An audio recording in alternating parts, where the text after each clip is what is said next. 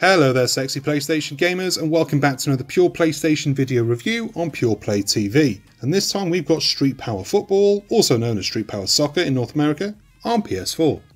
Football, or soccer, is the world's most popular sport. It's played in massive stadiums which are these days quite empty, but normally they're packed with thousands of screaming fans. It's played on muddy fields every Sunday, with crowds of mums and dads cheering on their kids and occasionally abusing the referee. They deserve it, come on. It's also played on the streets, and not just by kids with jumpers for goalposts, but by professional players who've never kicked a ball whilst wearing an association football shirt. These are street players, defined by their technical skills, their ability to manipulate a football using their entire body, and look cool as hell doing it. Street Power Football attempts to bring the underground sport of street football to consoles. It's a worthwhile cause too, as FIFA Street has been dead in the water for about a decade, though EA has toyed with it again recently with FIFA Volta in FIFA 20, but that's just a tacked on mode. Street Power Football is completely and utterly dedicated to its cause.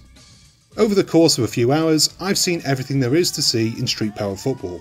I've played through the single player campaign, and I've put my skills to the test in different game modes. The single player campaign mode, Be the King, has you pick a character and then take them on the path to glory, or at least what amounts to glory in the street football scene, which I imagine is not getting arrested. This is where I spent most of my time with the game, and it serves as an elaborate tutorial to get you ready for when you just want to play a quick session alone or online with others. You're taken through each discipline and taught how to excel. Not all of them were great, mind you, even if they did technically work. The skill shot mode had me kicking balls at targets or trying to dunk them into open bins and the like. It wasn't much fun. If anything, it was a bit of a bore. It lacked the pizzazz to make pulling off a tricky shot seem like an achievement. When I was a kid, smashing glass bottles with a ball was fun because of the feedback and the chase from the adults. But in Street Power Football, it's a damp whimper and then on to the next one. Panna is a game mode I'd never heard of before, despite being fairly familiar with football. It's where you go one-on-one with an opponent and try to score the most points in a set amount of time, or hit the target amount of points. A goal will get you 1 point, but a cheeky nutmeg will get you 2. Again though, this wasn't all that good. The nutmeg mechanic works by powering up your special meter and then initiating the nutmeg against the other player. From here, you've got to hit the right buttons quickly as they flash up on the screen. Get them all right and you'll be pulling off a sweaty nutmeg, shaming the other player. Get them wrong and the other player will have defended it, and likewise when you're the one defending the incoming nutmeg. I'm not really a fan of QTEs at the best of time, quick time events, and putting them in here felt wrong and it really disrupted the flow. But perhaps that's me getting it wrong, or perhaps there's a better, more fun way of putting such a game mode together. I don't know, I'm not paid to do that. I'm not even paid to do this, what am I doing here? My favourite events are the more traditional matches, which can be played as either 1-on-1, 2 versus 2 and 3 versus 3. Here you'll be playing something close to traditional football, but with just a handful of players on a tiny pitch with tiny little goals. The aim isn't to replicate proper football, so you won't be doing cheeky through balls, offside traps, throw-ins, corners, free kicks, none of that. Instead, it's all about style and pulling off some sweet back and forth passes with as much flair as you can muster before banging the ball home.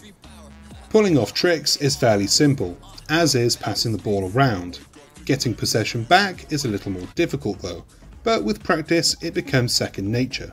At first I struggled because instead of the game auto-switching your control to the nearest player to the attacker, you have to do this manually.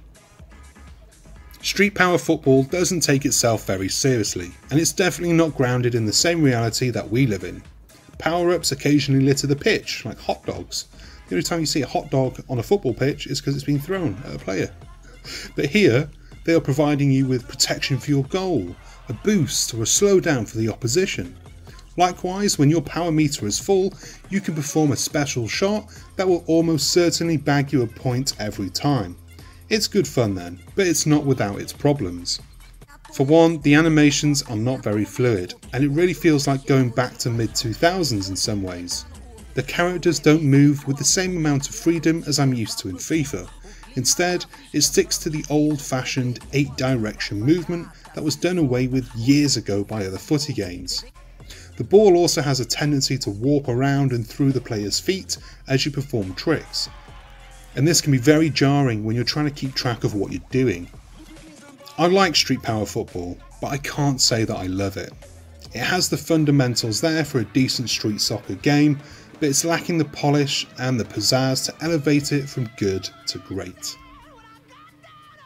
And that brings us to the end of this review. I hope you enjoyed it, I hope you found it useful in some way or another. If you haven't already, please consider hitting the like and subscribe buttons down below. Helps us bring you more stuff. And if you hit the bell notification icon too, you'll get an annoying bing whenever we've got new stuff to watch. How cool is that? Until next time, take care, bye!